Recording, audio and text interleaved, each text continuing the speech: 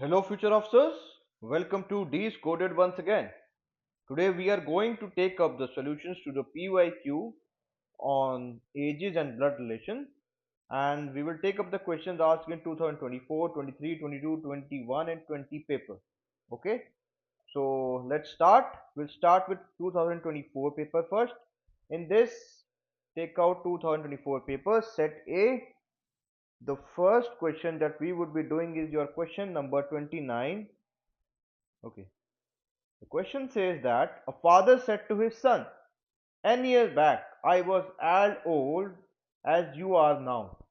ठीक है, तो आप फादर की एज को एफ मान लो और सन की एज को एस मान लो। फिर ये कहता है n years back I was as old as you are now. ठीक है, तो मतलब एन साल पहले, एन ईयर्स बैक का मतलब ये जब भी बोलता है उसका मतलब हो जाता है कि जो भी एज दी हुई है ना प्रेजेंट की, प्रेजेंट एज फादर की एफ मान लीजिए और सन की एस मान लीजिए। उसमें से अगर आप एन माइनस कर दोगे, एन ईयर्स माइनस कर दोगे,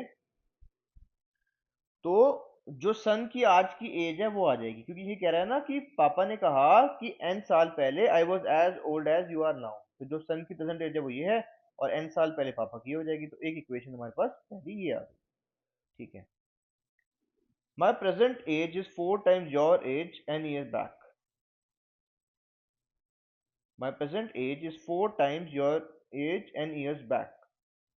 ठीक है, एक ये हो गया कंडीशन, मतलब कि जो मेरी प्रेजेंट एज है वो ये है और तुम्हारी जो एन साल पहले थी एज एस माइनस एन होगी, वो एन साल पहले एन ईयर्स बैक जो बच्चे की एज होगी वो एस माइनस एन होगी। और ये फादर कह रहा है मैं present age is 4 times your age n years back, तो 4 times ये हो गई, तो एक इक्वेशन आपका ये बन जाता है यहाँ से। अब आगे चलते हैं। If the sum of the present age of the father and the son is 130 years, अब यहाँ पे दिया हुआ है कि एफ प्लस एस आपका, F plus S is equal to 130 years, ये आपके पास दिया हुआ है यहाँ पर। ठीक है, हम इसको सॉल्व करेंगे क्वेश्चन को। डाटा हमारे पास सारा कलेक्ट हो गया, अब इस क्वेश्चन को सॉल्व करते हैं हम। ठीक है, तो पहले तो हमारे पास आ गया इस इक्वेशन नंबर 1 से ये आया हमारे पास कि f is equal to H plus N. ठीक है, और दूसरा जो आपका इक्वेशन नंबर ये 2 है, इससे मेरे पास आता है f is equal to 4s minus 4n। तो जो ऊपर वाली इक्वेशन है मैं इसको 4 से मल्टीप्लाई कर देता हूँ पूरी को, और दोनों को हम ऐड कर देते हैं। तो आ जाएगा आपके पास यहाँ पर ये जो 4n से 4n तो कट जाएगा, यहाँ 4s आ जाएगा। ठीक है, तो यहाँ भी 4f हो जाएगा ये, क्योंकि मल्टीप्लाई किया हमने, तो ये आ जाएगा 4f plus f is equal to आपके पास 8 times s। तो 5 times f is equal to 8 times s आ गया आपके पास यहाँ पर। You getting my point? एक ही आ गया। अब दूसरा जो है आपको यहाँ पर दिया हुआ है f plus S is equal to 130 years। अब ये जो इक्वेशन आई नंबर 3 यहाँ पर एक और इसको नंबर 4 मान लीजिए। आपके पास एक पहले से दिया है कि 5 times f minus 8 times s is equal to 0, और f प्लस s आपके पास दिया हुआ है 130 ऑलरेडी। अब आप कुछ मत करो, जो इसको 8 से मल्टीप्लाई कर दो सारी इक्वेशन को, नीचे वाली को इसको 8 से करोगे, यहाँ से भी 8 से हो जाएगा और ये भी 8 से हो जाएगा। अब देखो जब इसको ऐड करोगे ना, तो ये 8s से 8s कट जाएगा, तो आपके पास यहाँ बच जाएगा ये 13 times f, क्योंकि 8 plus 5 13 is equal to 130 into 8, तो आपका 13 से ये कट गया, 10 बचा, तो f इज इक्वल टू आपका आ गया 80 years। ये आपकी हो गई फादर की एज, और फादर प्लस सन आपको दिया हुआ है 130 years, तो मतलब आप 80 plus S is equal to 30 आपके पास, तो एस आ जाएगा आपका 50 years, इजंट इट? 50 years आ जाएगा। अब ये पूछ रहा है इन दोनों की जो एजेस है उसका डिफरेंस क्या, डिफरेंस निकाल लो, F minus S, F minus S, father की प्रेजेंट डेट 80 और सन की 50, तो आपके पास 30 years आ गया, जो है आपका ए ऑप्शन में। ठीक है, सो ये आपका 2024 में जो क्वेश्चन पूछा गया था वो हो गया है। अब हम चलेंगे आपके लिए 2023 पेपर में। इसमें हम शुरू करते हैं एजिस के क्वेश्चंस के बारे में। तो पहला क्वेश्चन जो एजिस का इसमें पूछा गया है वो है क्वेश्चन नंबर आपका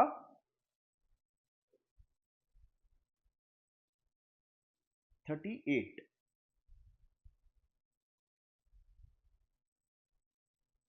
क्वेश्चन नंबर 38 सेट ए।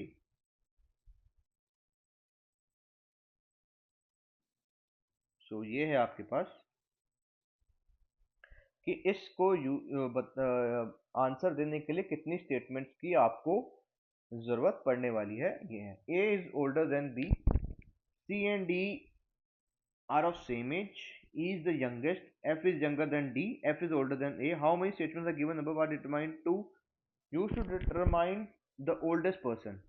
ओल्डेस्ट पर्सन बताने के लिए कितनी एज कितनी स्टेटमेंट चाहिए। देखिए पहली स्टेटमेंट को लिख लो पहले तो। यहाँ पर पहली स्टेटमेंट कह रही है कि ए जो है वो बी से बड़ा है, ठीक है। और दूसरी स्टेटमेंट कहती है कि सी इज इक्वल टू डी है, ठीक है। और तीसरी कहती है सबसे छोटा कौन है, ई है, ई इज यंगेस्ट। आगे चलो, F is younger than D, F जो है डी से यंगर है, ठीक है। एफ डी से यंगर है तो सी से भी यंगर होगा। तो फोर्थ स्टेटमेंट के हिसाब से C is equal to D is greater than F, ठीक है। फोर्थ स्टेटमेंट के हिसाब से ये हो गया। और फिफ्थ के हिसाब से मेरे पास आ रहा है F is older then A, F जो है वो ए से बड़ा है। तो फिफ्थ स्टेटमेंट को यूज करते हुए मुझे एक चीज पता लग जाएगी कि सी इज इक्वल टू डी हो गया और एफ ये हो गया, और फिर एफ बड़ा है ए से तो बी से ही बड़ा होगा, जाहिर सी बात है, सबसे छोटा ई था ही।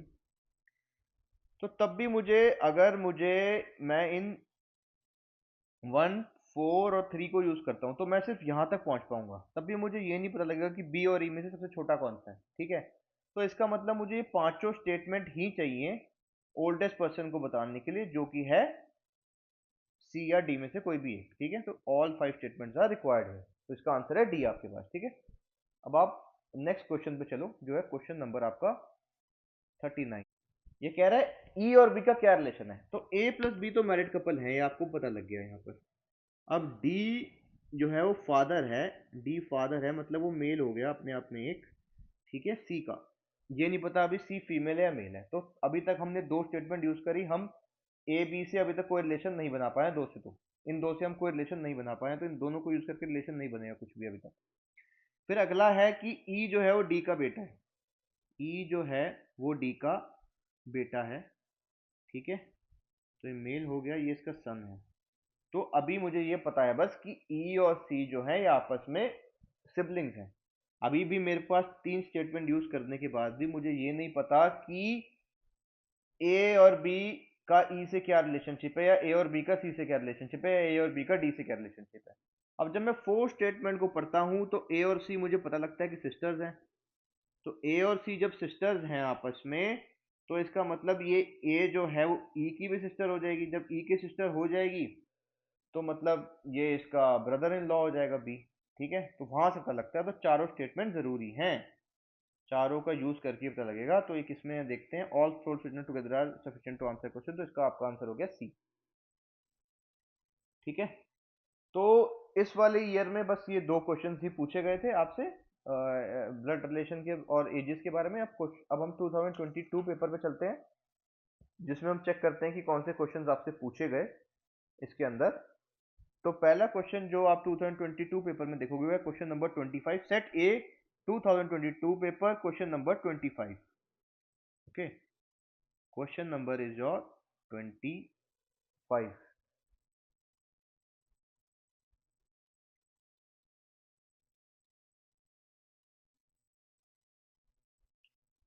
पहला है, इज जेड, ये कह रहा है कि क्वेश्चन देखो, दो स्टेटमेंट है। क्वेश्चन है is Z brother of x, ये पता लगाना है कि जेड क्या ब्रदर है एक्स का।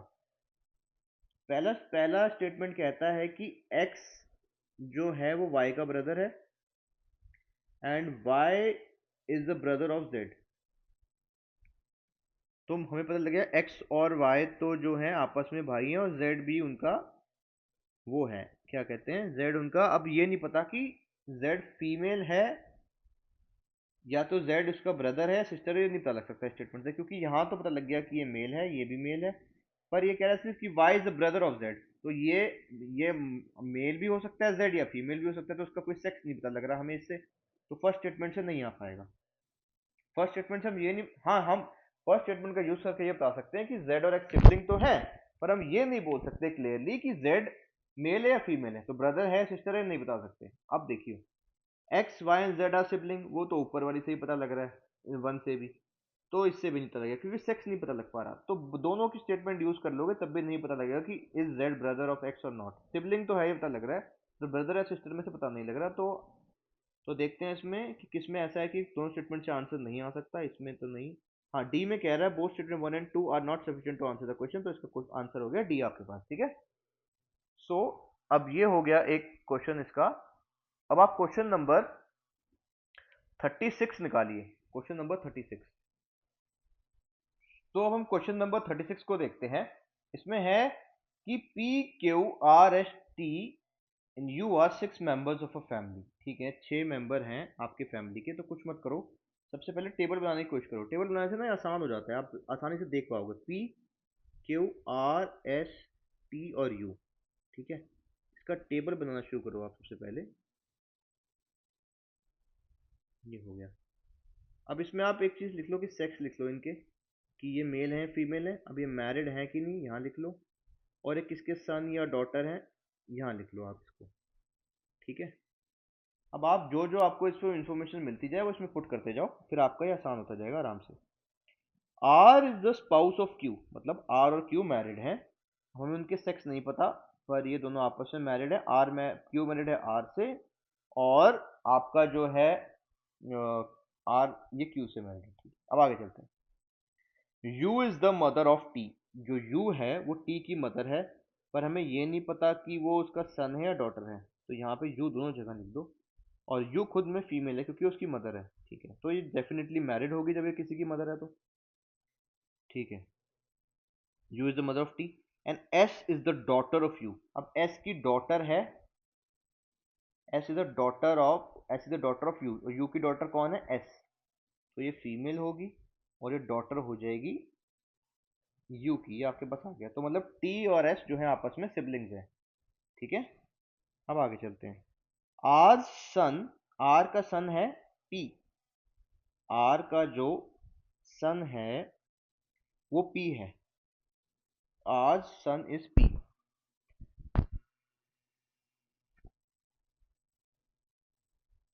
तो आर का सन पी है, तो यहाँ पे जो ये सन हो गया आर का पी, और ये मेल है आपस अपने आप में। ठीक है, यहाँ तक आपको क्लियर है। अब आगे चलते हैं। There are two couples in the family, which one of the following is correct. अब आर किसी का, आर का सन पी है, ये आपको पता लग गया यहाँ से। अब ये कह रहे हैं कि there are two couples in the family. ठीक है, पीज डॉटर इज टी। अब पी की जो डॉटर है ना वो टी है, तो पी की डॉटर टी है और वो यू की भी डॉटर है, मतलब इसका मतलब तो पी और यू मैरिड हो गए अपने आप आपस में। तो पी मैरिड है आपका यू से और यू मैरिड है पी से। ठीक है, और ये इन दोनों की डॉटर है, तो सन वाला आपका रिमूव हो जाएगा, और ये पी और यू की डॉटर है और पी और यू की डॉटर है ये यहाँ पर। ठीक है, दो डॉटर हैं पी और यू की, एस एंड टी। तो डेफिनेटली अब क्यू और आर मैरिड है, तो मतलब क्यू और आर का बच्चा या तो पी होगा या क्यू होगा। ठीक है, तो Q is the grand father of T, ये हम कह नहीं सकते क्योंकि हमें क्यू और आर का जेंडर नहीं पता, ये काट दो इसे।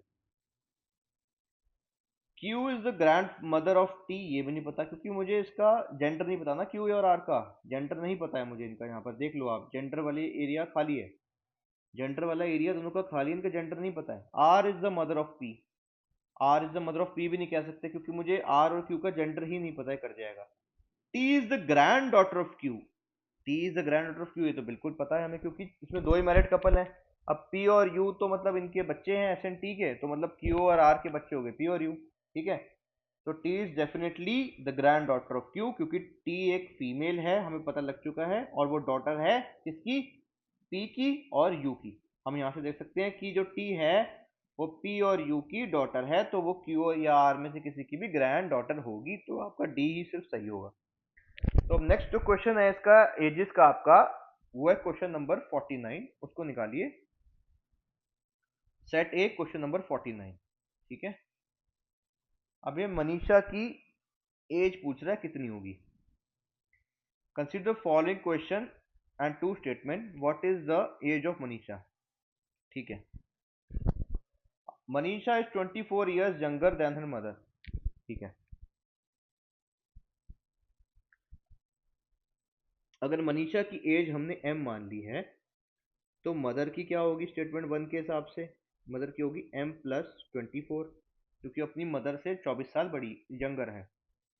5 years later the ages of Manisha and her mother are in ratio this, तो 5 साल बाद जो है मनीषा की एज कितनी हो जाएगी m+5 और मदर की हो जाएगी m+29, और ये रेशियो है 3:5 में। ठीक है, तो क्या स्टेटमेंट 1 से बता सकते हैं आपकी एज है मनीषा की कितनी, नहीं बता सकते। स्टेटमेंट 2 को बनाने के लिए मुझे स्टेटमेंट 1 की ज़रूरत है, क्योंकि मुझे ये जो उस दोनों की मदर की, दोनों का जो प्रेजेंट एज का एक रिलेशन बन रहा है वो स्टेटमेंट 1 से पता लग रहा है, और 2 से मुझे उनका रेशियो पता लग रहा है। तो जब मैं 1 और 2 को आपस में यूज़ करूंगा तो ये मेरी प्रॉब्लम सॉल्व हो जाएगी, क्योंकि इसको दोनों को यूज़ करके m की वैल्यू आ जाएगी। अगर m की वैल्यू पता लगी तो m की वैल्यू ही तो मनीषा की एज है, तो आपका आंसर आ जाएगा। तो इसका होगा both the statement 1 and 2 are sufficient to answer the question. अब सॉल्व करने की जरूरत नहीं है, क्योंकि आपको पता लग रहा है कि दो स्टेटमेंट यूज करके ही हो जाएगा ये। तो हम चलते हैं नेक्स्ट पेपर पे, जो है 2021 का पेपर। इसमें आप निकालिए सेट ए, 2021 पेपर सेट ए। इसमें आपसे जो क्वेश्चन पूछा गया है वो है क्वेश्चन नंबर 77। क्वेश्चन 77 एक ही क्वेश्चन आया था इसमें एजिस का, जो क्वेश्चन नंबर 77 है आपका, सेट ए का क्वेश्चन नंबर 77। तो हम करेंगे क्वेश्चन नंबर 77। ये है एजिस का question. X said to Y कि at the time of your birth I was twice as old as you are as present. ठीक है, अगर प्रेजेंट एज वाई ले लेते हैं, ठीक है, प्रेजेंट एज उसकी वाई मान लेते हैं, तो वाई साल पहले जो एक्स की एज होगी वो 2y होगी। ठीक है, तो इसका मतलब अभी आगे देखते हैं, अगर x की आज की एज मुझे पता लग जाए तो उसमें से माइनस कर दूंगा अगर y को, तो वो 2y उस वाले टाइम की एज आ जाएगी। If the present age of x is 42, तो प्रेजेंट एज x की दी हुई है मुझे पास 42 ईयर्स। तो इसके जो स्टेटमेंट है यहाँ से लेकर आपके जहाँ तक आप पढ़ोगे कि at time of your birth I was twice as old as you are at present. ठीक है, अगर आज उसकी एज y है तो वो y साल पहले पैदा हुआ होगा y, तो उस टाइम x की एज थी 2y। ठीक है, और आज x की एज है 42, तो इसका मतलब ये हो गया कि 42 minus Y is equal to 2y, isn't it. तो 42 इज इक्वल टू 3y हो गया, तो आपका हो गया y इज इक्वल टू, क्या हो जाएगा ये, 14 इंटू 3 करो, 4 3 12। ठीक है, तो आपका 14 आ जाएगा यहाँ पर। अगर आप इसको कैंसिल आउट करोगे तो y इज इक्वल टू 14 आ जाएगा। अभी स्टेटमेंट पढ़ो। 8 years ago the age of x was 5 times the age of y। अच्छा, ये कह रहा है कि 8 साल पहले की बात करते हैं। 8 years ago the age of x was 5 times that of y। तो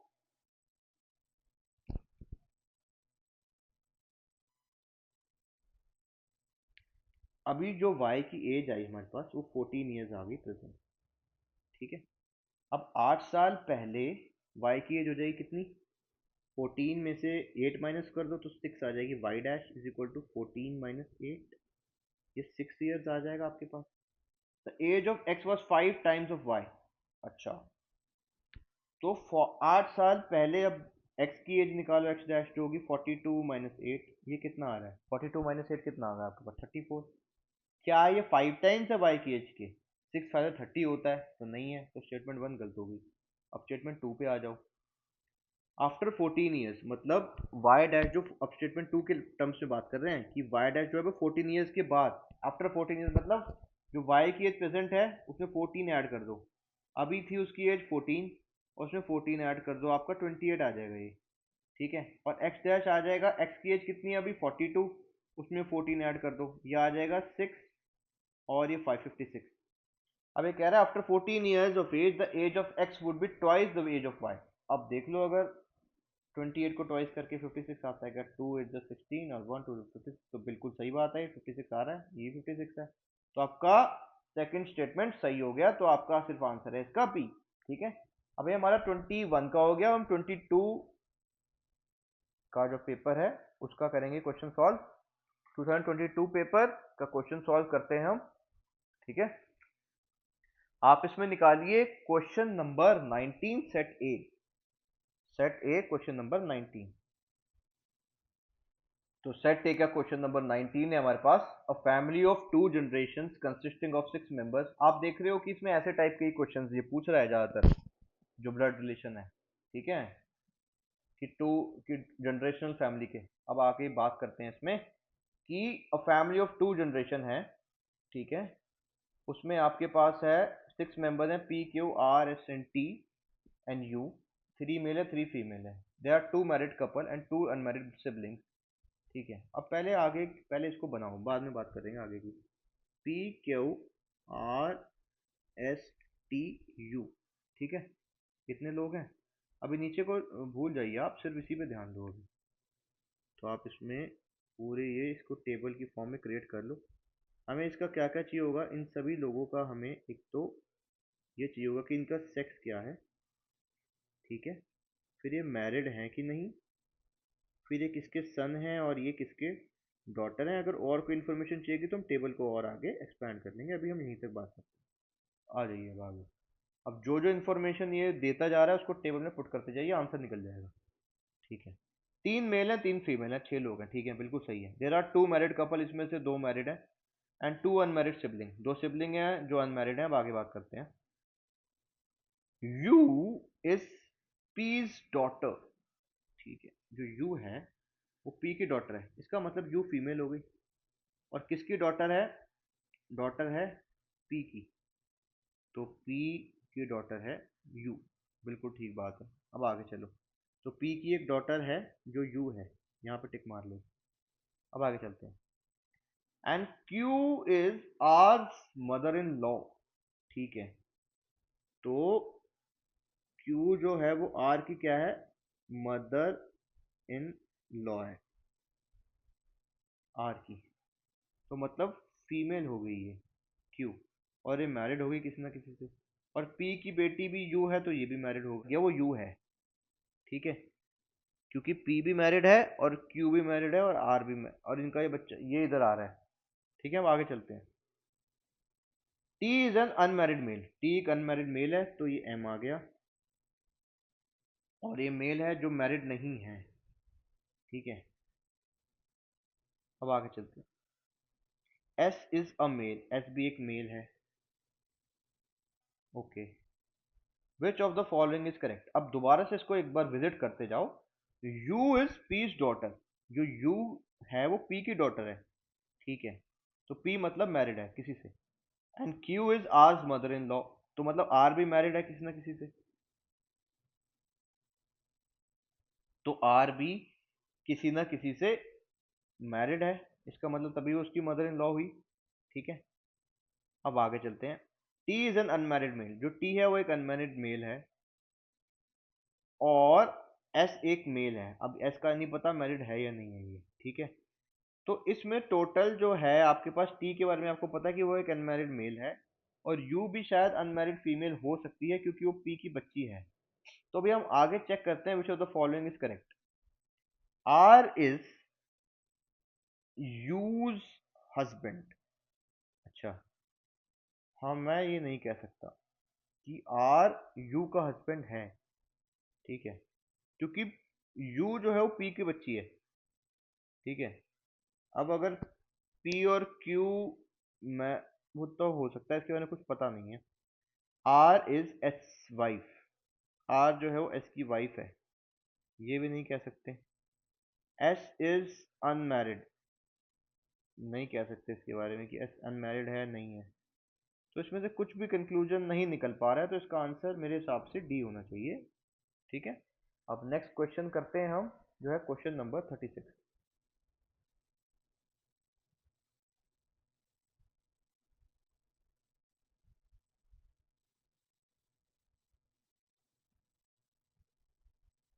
ठीक है, There are three statements S1, S2 and S3 are given below followed by a question. ठीक है, तीन स्टेटमेंट है S1, S2 and S3 और उसमें एक क्वेश्चन दिया है। तो आपको बताना है कि इसमें कौन सा जो है आपका से बता पा रहे हो आप स्टेटमेंट से।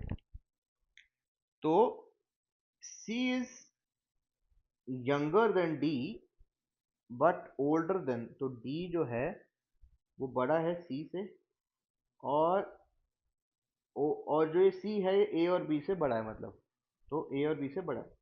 अब D सबसे बड़ा है, ये आ गया यहाँ से। स्टेटमेंट 1 से हमें पता लगा कि D जो है, अब पता लगाना है हमने who among A B C D is the youngest. तो अगर ऊपर वाला स्टेटमेंट देखोगे तो वहां से ही पता लग गया कि डी सबसे बड़ा है, क्योंकि जो चार ही लोग हैं ए बी सी डी। अब डी जो है वो सी से तो बड़ा ही पता लग रहा है यहाँ से, और सी जो है वो ए बी से, तो डी अपने आप ही ओल्डेस्ट है। सेकंड स्टेटमेंट 2 की जरूरत ही नहीं है। A is older than B, अगर ए पता लग गया हमें कि ए जो है वो बड़ा है बी से, तो इन दोनों स्टेटमेंट से हम ये कह सकते हैं, हमें पता लगाना है who among the following is youngest. तो इसका मतलब हम इन दोनों मूल्य के बता सकते हैं 1 एंड 3 को, स्टेटमेंट 1 एंड 3 को यूज करके हम बता सकते हैं कि बी सबसे छोटा है। सब क्वेश्चन पे चलो। Statement unknown 1 is sufficient, no, नहीं तो लग सकता 1 से, क्योंकि ए और बी के बारे में पता नहीं लग रहा उनमें से कौन बड़ा है कौन छोटा है। S1 और S2 से नहीं, S1 और S2 से तो एक ही चीज पता लग रही है कि डी सबसे बड़ा है, ठीक है, और सी बड़ा है ए से, ये पता लग रहा है। S2 and S3 together are sufficient to answer the question, नहीं। फिर सी के बारे में पता नहीं लगेगा कुछ भी अगर S2 और S3 को यूज करोगे तो। S1 and S2 are together sufficient to answer question, हाँ डी, डी बिल्कुल सही है। S1 and S3 से आप sufficiently इस क्वेश्चन को आंसर कर सकते हैं। So with this we are done with the UPSC PYQ of 2020 paper also। तो हमने अभी लास्ट 5 इयर्स के जितने भी क्वेश्चंस आए हैं एजेस पे और ब्लड रिलेशन पे PYQ में, वो सारे सॉल्व कर लिए हैं। आप वीडियो देख लें ब्लड रिलेशन का, उसमें बहुत सारे क्वेश्चंस कराए गए हैं, और इस PYQ को देख लें, वो मोर देन सफिशिएंट है, क्योंकि जो भी मैंने आपको क्वेश्चंस कराए हैं उसी के बेसिस पे ही इसके अंदर क्वेश्चन पूछे जा रहे हैं। आपने देखा होगा जो मैंने आपको ब्लड रिलेशन में ये फैमिली वाले क्वेश्चन कराए हैं, उसी के रिलेशन में ही सारे क्वेश्चन ज्यादातर पूछे जा रहे हैं। तो आप उन क्वेश्चंस को भी रिवाइज कर लेंगे जो वीडियो में दिए गए हैं प्रैक्टिस के लिए, तो आपका तब भी हो जाएगा, और साथ में PYQ कर लें। So with this we would like to conclude. Thank you so much, keep working hard, you are definitely going to get selected. Thank you so much.